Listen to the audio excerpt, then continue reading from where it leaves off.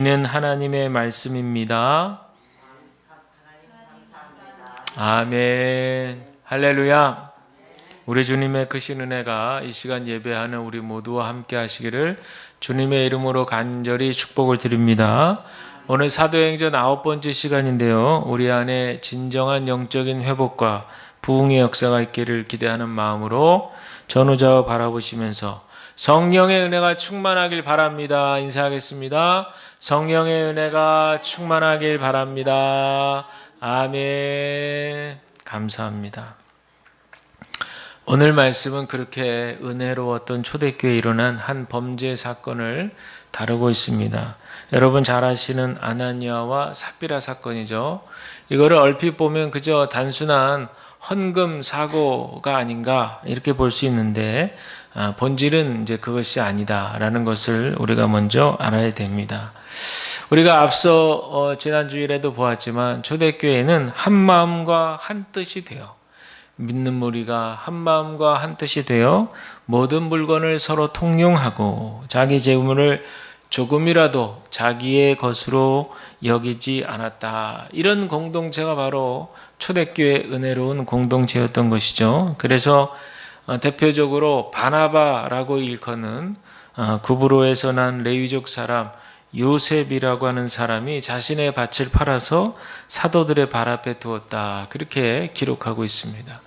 레위 사람이니까 상당히 분위기상 본을 보인 사람이 아닌가 그렇게 생각이 들어져요.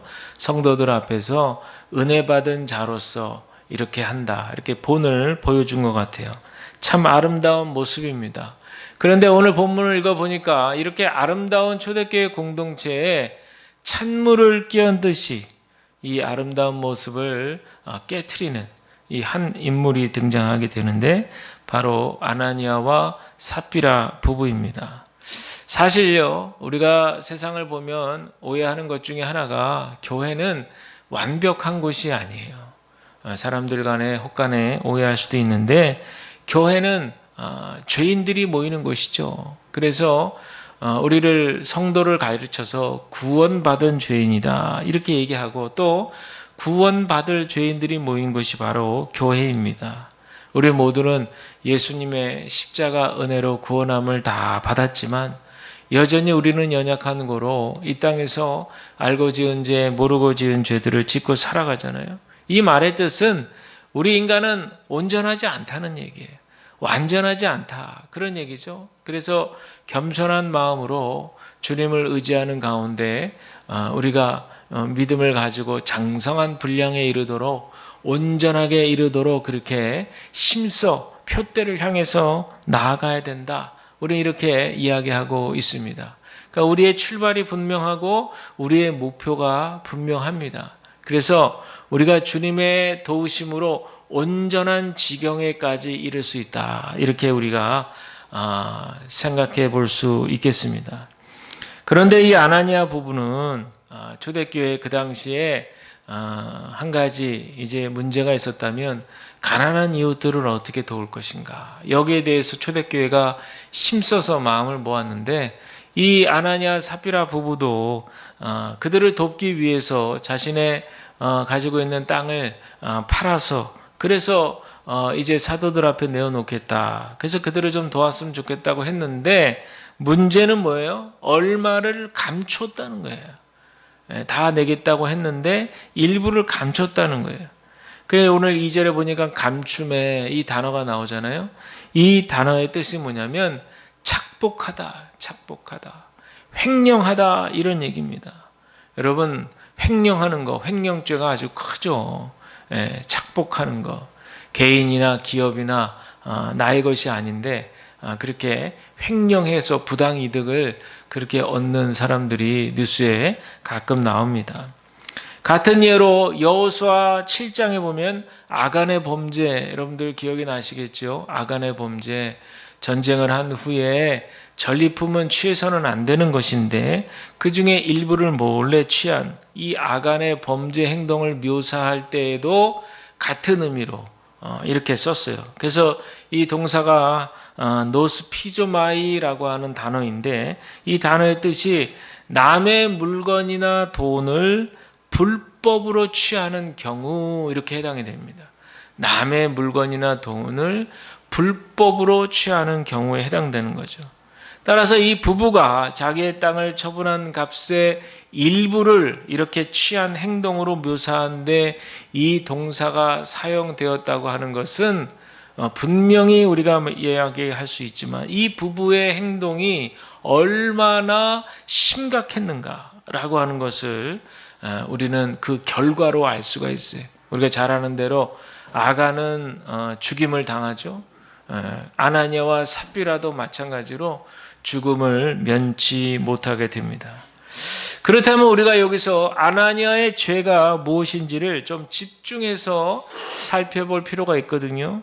4절에 있는 말씀을 제가 새 번역판으로 한번 다시 읽어드리면 이렇게 나옵니다. 그 땅은 팔리기 전에도 그대의 것이 아니었소.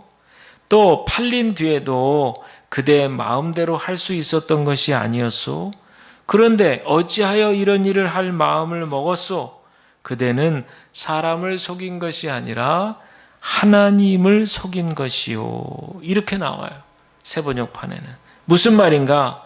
땅에 대한 모든 권한이 당신한테 있었단 말이죠. 그리고 당신이 이 땅을 다 내어놓겠다라고 한 것도 당신의 자유로운 권한이었는데, 그런데 전부를 내겠다고 하면서 그러지 않고 속였다. 모두를 속였다. 사람을 속이고 공동체를 속이고, 그리고 이것은 하나님을 속인 일이다. 이런 얘기죠. 여러분, 우리가 손바닥으로 하늘을 이렇게 가려볼 수 있겠다 하고 한번 손바닥을 하늘을 가려보세요. 어디 하늘이 가려집니까? 가려지지 않죠. 우리가 하나님을 속일 수 있을 거라고는 생각은 아예 꿈도 꿀 수가 없어요. 꾸어서도 안 되는 일이죠. 그런데 지금 아나니아 삽비라 부부는 그런 일을 저지르게 된 거죠. 간혹 가다 보면 여러분 갑자기 은혜 받았다고 그래가지고 큰 액수의 헌금을 드리는 예가 간혹 있습니다.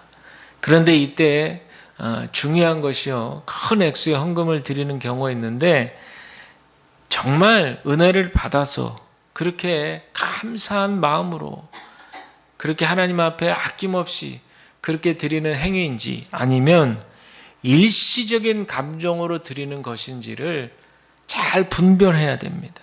그렇지 않으면 후에 그 당사자에게도 문제가 될 뿐만 아니라 그 교회 공동체에도 때로는 화근이 될 수 있어요.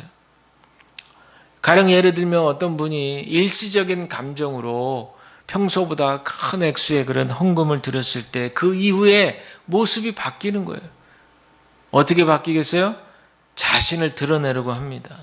그래서 이걸 어떻게 하면 사람들한테 나타내 보이고 싶어가지고 말 또는 행동으로 그렇게 공동체에 피해를 줄 때가 있다는 거예요. 그러니 여러분들 우리가 이를 잘 분별해야 됩니다. 정말 기도하고 또 심사숙고하고 영적으로 잘 분별하고, 더 중요한 것은 나의 성숙도를 잘 체크를 해봐야 돼요.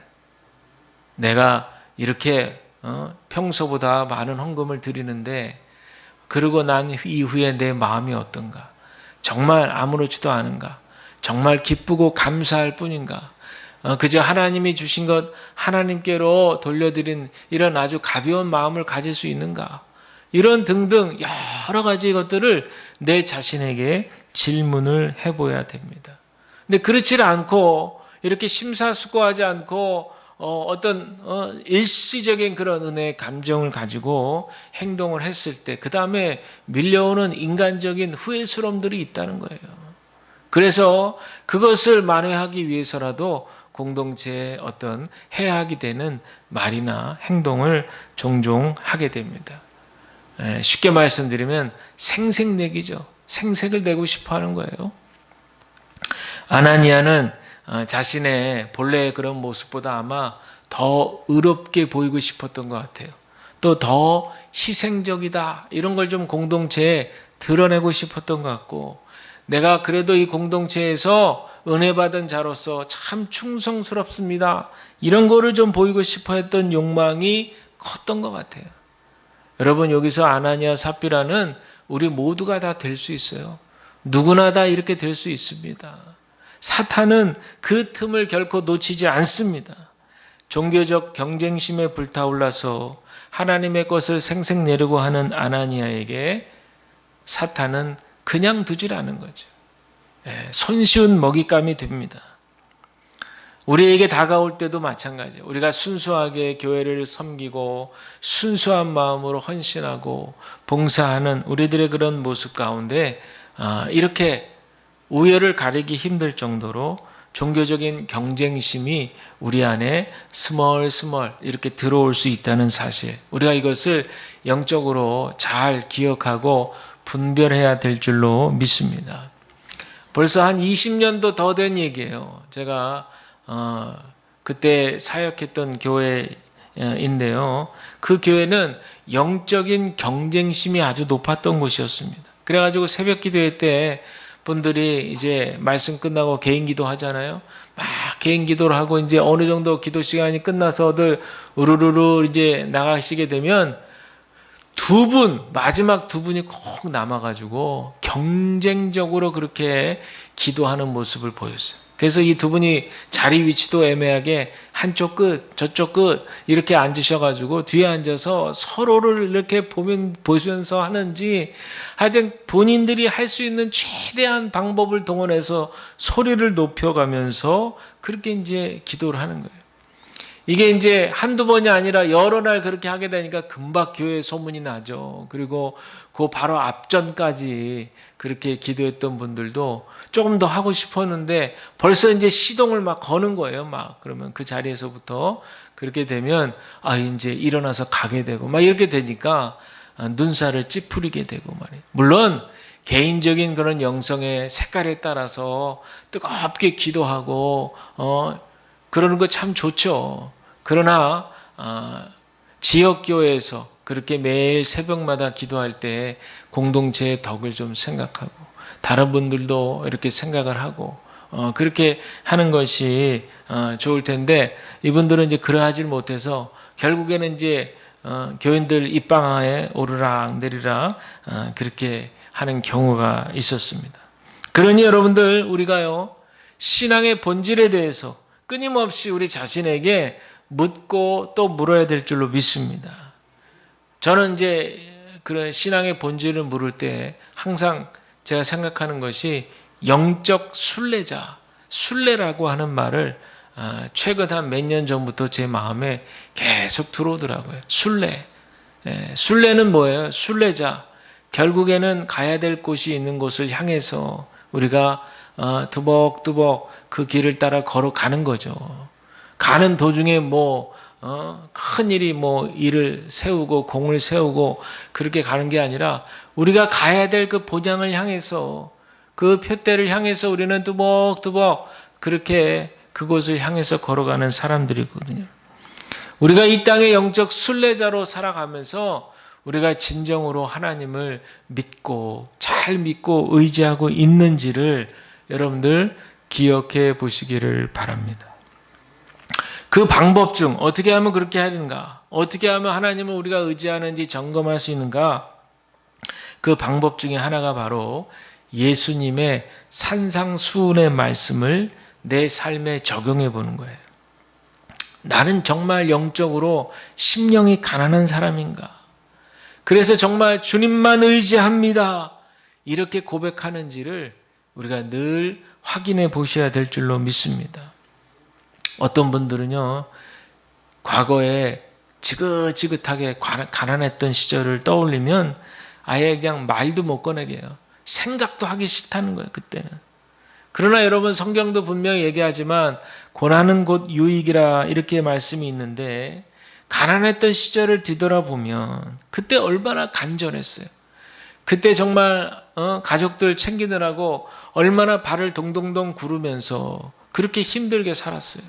그런데 지나고 보니 그 시절도 지나가 보니 지금은 또 다 추억이 되고 말이죠. 그러나 그때 그런 경험이 있던 분들은 영적으로도 가난함을 소유하기 위해서 하나님 앞에 더 가까이 나아갈 수 있다라는 거예요. 그래서 가난해 보지 않으면 고난을 겪어보지 않으면 마음이 결코 가난해지지 않은 거예요. 항상 마음에 뭔가 이렇게 든든함이 있어.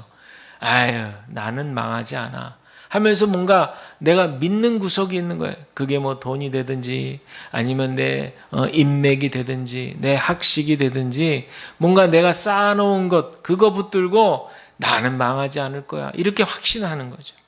이렇게 고난을 경험해 보지 못하신 분들은 가난한 심령이 되질 않아요. 그러니까 교만해지기 쉽다 그런 얘기입니다. 그러니 여러분 때때로 특별히 코로나 이후에 경제적으로도 그렇고 여러 가지 상황적으로 어려운 분들이 우리가 많잖아요. 우리도 그 어려움을 겪고 있는데 때로는 제가 생각해 보는 거예요. 저도 경험해 보면서 때로는 사람이 이렇게 비참해져 보기도 하고 말이죠. 또 앞날이 막막해가지고 불안하기도 하고 두려워하기도 하고 이런 시간들을 지나고 보면 그때마다 우리가 정말 심령이 가난한 자가 되어가지고 눈물을 흘리며 간구하고 또 간구했을 때 그때 채워주셨던 그 하나님의 은혜를 우리가 늘 느끼며 감사할 수 있다라고 하는 걸 생각하면 얼마나 복된 은혜인가라는 것을 깨닫게 되는 줄로 믿습니다.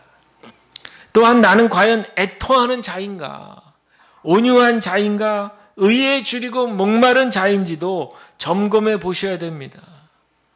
세상 즐거움에 취해서 영적인 애통함은 전혀 느끼지 못하고 하나님 나라에 대해서 줄이고 목마르지도 않고 늘 배부른 상태로만 살기를 바라고 있지 않는지를 우리가 깊이 생각해 봐야 됩니다.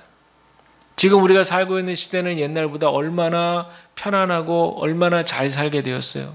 30년 전보다 정말 우리나라의 경제 수준이 얼마나 높아졌어요. 그런데도 자살률은 줄지 않고 있어요. 그런데도 많은 사람들이 불행하다고 얘기합니다. 고통스럽게 호소합니다.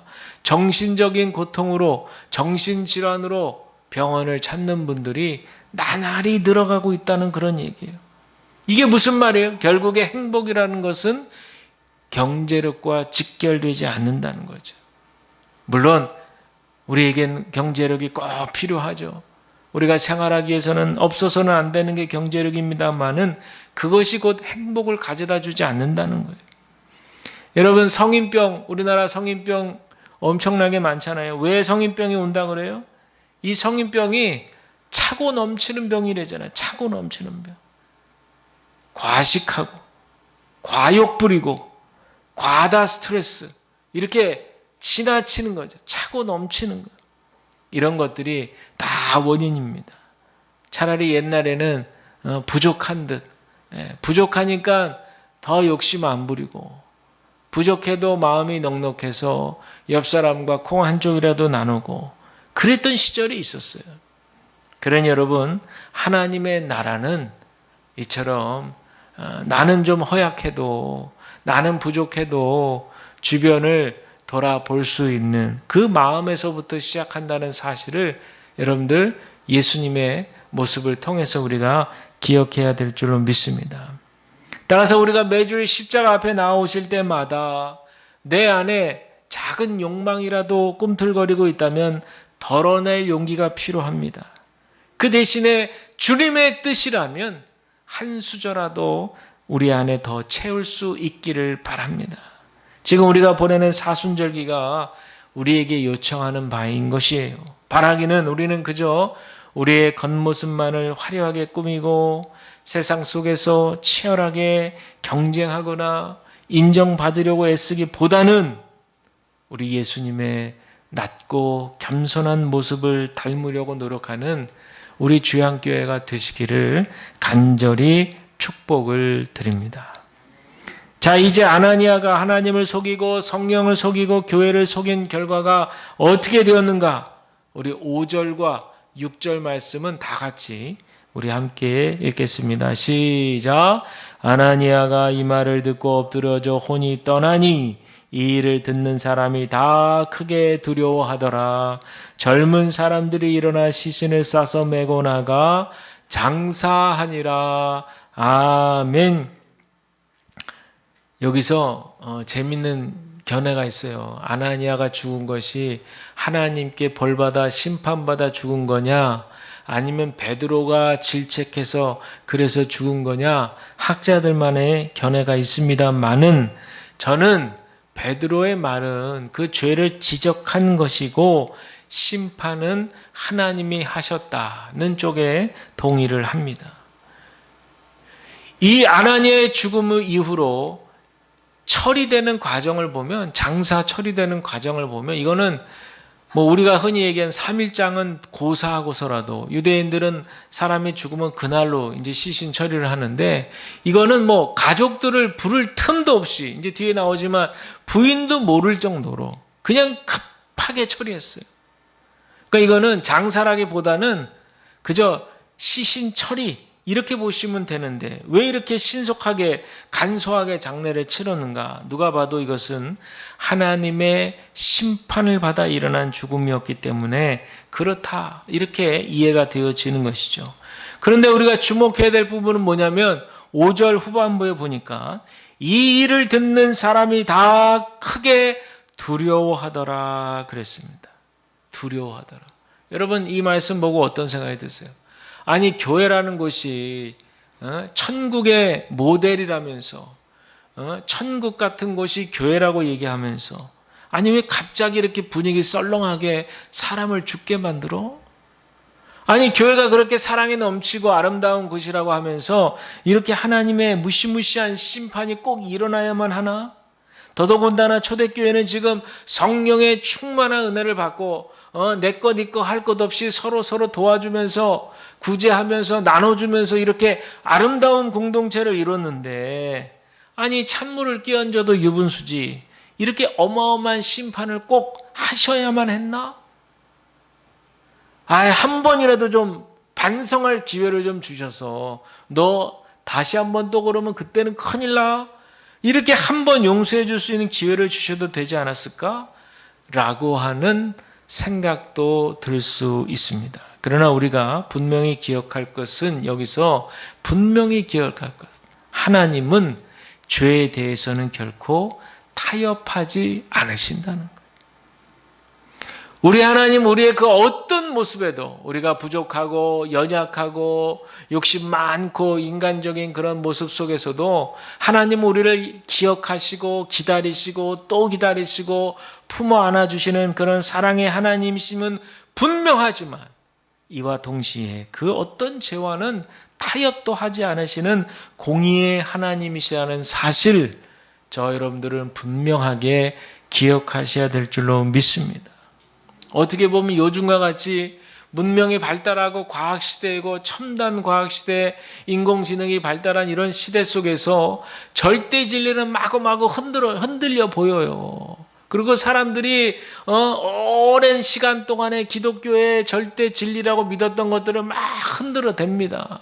그리고 이렇게 문명이 발달했는데 하면서 나름대로 상대적인 진리를 막 주장하고 기독교의 진리는 막 고리타분하다, 이렇게 막 폄하하고 공격을 하는 거예요. 그러나 여러분, 우리가 분명히 성서에서 말씀하시는 하나님, 그분이 누구이신지를 우리는 성경을 통해서 분명히 이해하고 받아들여야 됩니다.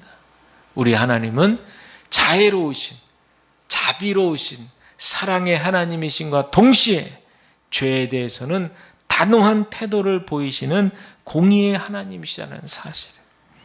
따라서 우리 신앙생활에, 우리 신앙인들의 모습 속에는 어떠한 모습이 반드시 있어야 되느냐?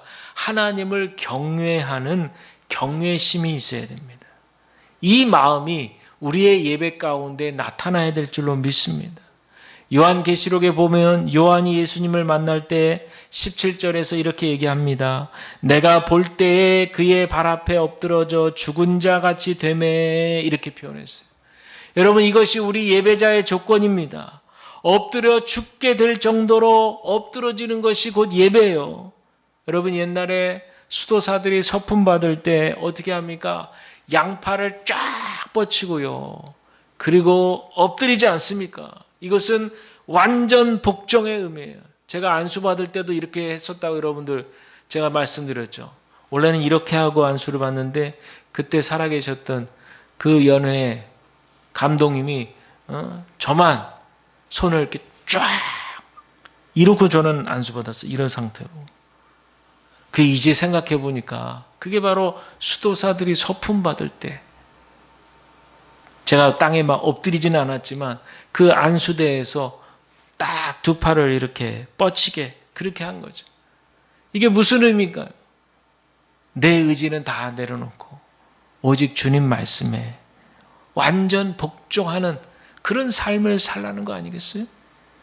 우리 예배자도 마찬가지입니다. 우리가 매 예배 시간에 예배 드리러 오실 때마다 우리의 마음은 같은 마음이어야 돼요.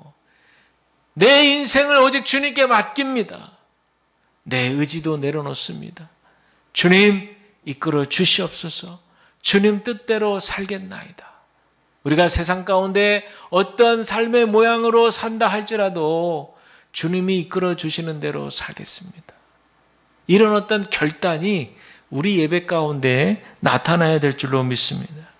그 예로 여러분 구약시대를 보세요. 구약시대 예배자들을 생각해 보세요. 소나 양과 염소, 짐승들을 매 예배 때마다 그 이동해 오는 것부터가 문제예요. 엄청난 일이죠. 레위기에 흠 없는 제물을 드리라고 했기 때문에 조금이라도 이동하다가 흠이 생기면은 빠꾸예요. 빠꾸, 취소. 그러니 그들이 예배를 준비하는 마음이 얼마나 정성스러웠는지 그 예배를 위해서 하나님을 생각하고 또 생각하고 그 경외하는 마음이 얼마나 진실했을런지. 제가 전에도 말씀드렸지만 몽골에 갔을 때 몽골에서 그 양을 잡는 걸 제가 봤다고 그랬잖아요. 그게 양이 보면은 별로 크지도 않고 그래서 만만해 보이고 막 털이 복실복실 나고 그러니까 되게 얼굴도 곱상하게 생겼고 그래가지고 되게 그냥 만만하게 보이잖아요. 만만치 않습니다. 그 발목에서부터 껍질을 벗겨 올라가는 그 작업이 옆에서 보니까 보통이 아니에요. 장정 두 사람이 땀을 뻘뻘 흘리면서 그렇게 벗겨 올라가는데 대단히 그 수고가 어마어마하더라고요. 물론 그 구약의 제사 드릴 때 그 장면과 똑같지는 않지만 그런 시선으로다가 보게 되니까 얼마나 구약의 예배자들이 예배드리기 위해서 혼신의 힘을 다했을까? 얼마나 마음을 다하고 또 다하고 다해서 그렇게 하나님 앞에 예배드렸을까? 그러니 여러분, 지금은 우리가 얼마나 편한 거예요. 그렇게 해야 되는데 우리 주님 예수님께서, 예수 그리스도께서 단 한 번의 희생 제물이 되신 거잖아요. 우리 예수님께서 단 한 번 희생 제물이 되신 거잖아요. 그래서 우리의 모든 죄악을 다 짊어지시고 물과 피를 다 쏟으시고 말이죠. 십자가에서 단 한 번 희생 제물이 되셔서 우리를 위해서 하나님 앞에 드려진 제물이 됐기 때문에 그래서 우리는 지금 이렇게 편안하게 어떻게 보면 이건 편안함을 넘어서서 너무나 무책임하게 그렇게 안위스럽게 안일하게 그렇게 우리가 예배드릴 수도 있다라고 하는 그런 생각을 해보게 됩니다. 따라서 저와 여러분들이 우리가 바른 예배자로서 기억해야 될 것은 이 십자가를 볼 때마다 우리 자신이 거룩한 산 제물로 나의 옛자는 십자가에 다 못 박고 오직 예수님과 함께 새로운 자아로서 우리의 인생이 하나님께 거듭나는 인생이 된 그 시간을 이 예배를 통해서 이루어 간다라는 결단을 저와 여러분들 해 나가시기를 바랍니다. 그러기 위해서는 이 예배가 영과 진리로 드려지는 예배가 되어야 된다는 거예요. 진리 대신 예수 그리스도의 그런 견고한 기초 위에 성령께서 인도하시는 예배를 드리는데 바로 이 얘기는 뭐냐면 엑스레이를 찍는 거예요. 말씀의 엑스레이를 찍어. 그럼 우리의 영혼이 다 드러나는 거예요. 말씀을 비추어서 우리 영혼을 보니까 내 안에 이기심, 시기심, 질투심, 투쟁심, 경쟁심 등등등 세상적인 마음이 그냥 이 안에 엑스레이 찍으니까 다 나오는 거예요. 그걸 볼 수 있어야 돼요. 그걸 봐야 돼요. 내 자신을 말씀의 엑스레이를 찍어가지고 다 볼 수 있어야 돼요. 그럴 때 여러분들, 성령이 인도하시는 예배라고 하는 것은, 영으로 예배한다는 것은 조정하고 말씀의 뜻으로 조정하고 또 변화시키고 또 결단하고 또 주님을 의지하고, 하나님 이 말씀 붙들고 이 한 주간 새로워지길 원합니다. 승리하기를 원합니다. 사단 마귀 괴계에서 이겨나가기를 원합니다. 이렇게 여러분들 매 예배 때마다 우리가 기도하며 결단하며 나갈 수 있는 것, 이것이 바로 영으로 예배하는 것임을 기억하시기를 바랍니다. 흔히들 우스갯처럼 소리처럼 하는 얘기가 있어요. 하나님께 맞고 돌아올래? 아니면 그냥 돌아올래? 이런 말을 우스갯처럼 소리처럼 합니다. 우리는 매 예배 때마다 맞고 돌아오는 게 아니라 성령의 인도함에 따라 돌아오는 거예요. 매 예배 때마다 얻어맞고 오는 것이 아니라 매 예배 때마다 나의 옛자는 십자가에 못 박고 새로운 자로 거듭나서 이 문을 열고 나가시게 되는 줄로 믿습니다. 결국 오늘 스토리는 아나니아에 이어서 부인 삽비라도 죽음을 맞이하죠. 남편과 미리 짜고 베드로 앞에서 땅 판가 모두를 내어놓은 것처럼 거짓말을 한 이 부인 삽비라도 그 앞에서 최후를 맞이합니다. 어째서 이 부부는 이렇게 뻔뻔하게 이런 범죄를 저지를 수 있었을까요?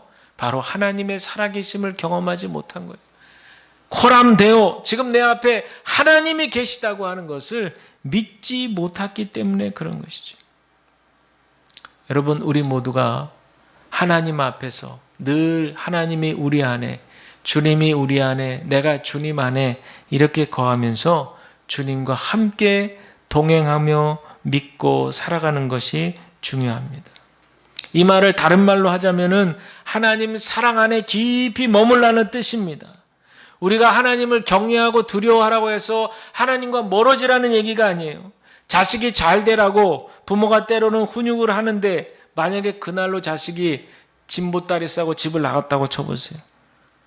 그럼 얼마나 부모의 마음이 아프겠어요. 그럴수록 더욱더 자녀는 부모의 말씀을 깊이 새기면서 잘 하려고 애를 써야 되죠. 자신의 잘못된 행동을 고치려고 노력해야 되죠. 그게 바로 부모 훈육의 열매 아니겠어요? 마찬가지죠. 우리가 하나님의 심판을 두려워하고 경외심을 갖고 예배를 한다고 하는 것은 하나님을 멀게 느껴지고 하나님과 친밀하게 교제하는 것도 멀리하라는 뜻이 아니라 가장 좋은 것 주시기를 원하시고, 또 알고 지은 죄 모르고 지은 죄 이렇게 죄를 지으며 살아가는 우리를 따끔하게 혼을 내셔서라도 하나님의 사람으로 만드시기를 기뻐하시는 그 하나님의 방법이 결국에는 우리를 하나님의 축복의 길로 인도하신다는 그 진리를 아는 분들이 지혜로운 사람이라는, 한마디로 말하면 하나님의 진심을 알라는 거예요. 하나님의 진심의 마음을 알라는 겁니다. 제가 부목사 훈련 받을 때 이런 경험들을 많이 했어요. 목사로서 부족한 부분들이 있으니까 담임 목사님의 시선에서 저를 고쳐주고 교정해주고 때로는 막 혼을 내실 때도 있어요. 그럴 때는 아프기도 하고 속상할 때도 있었어요. 그러나 지나고 생각해 보면 이 모든 것들이 다 나를, 부족한 나를 하나님이 쓰시기 위해서 목사로 만들어주시는, 그때그때마다 저를 다루시기 위해서 절묘하게 하나님께서 저를 가르치실 분을 캐스팅했다는 생각을 지금도 지울 수가 없는 거예요.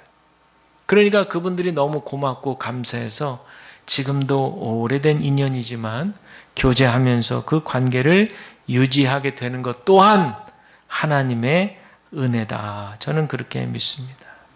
사랑하는 성도 여러분, 오늘 말씀을 통해 우리가 기억할 것, 죄의 경각심을 인식해야 될 줄로 믿습니다. 또한 우리가 하나님을 예배하는 예배자로서 어떤 마음을 가져야 되는지, 하나님을 두려워하고 경외하는 마음을 갖고 예배하는 것이 얼마나 중요한지를 깨닫게 해줍니다. 두렵고 떨리는 마음으로 내 죄를 돌아보고 주님 앞에서 완전히 부복하는 심정으로 우리 하나님 앞에 두 손 두 발 들고 예배하러 나오는 우리 마음의 자세가 중요하다는 것을 일깨워 줍니다. 결국에 모든 우리 신앙의 여정 속에서 하나님께서는 우리 한 사람 한 사람을 얼마나 사랑하시는지, 얼마나 귀하게 보시는지를 다시 한번 깨닫게 돼요. 아니, 아나니아 삽비라가 이렇게 결국엔 죽었는데 뭘 하나님이 귀하게 보셨다는 거냐?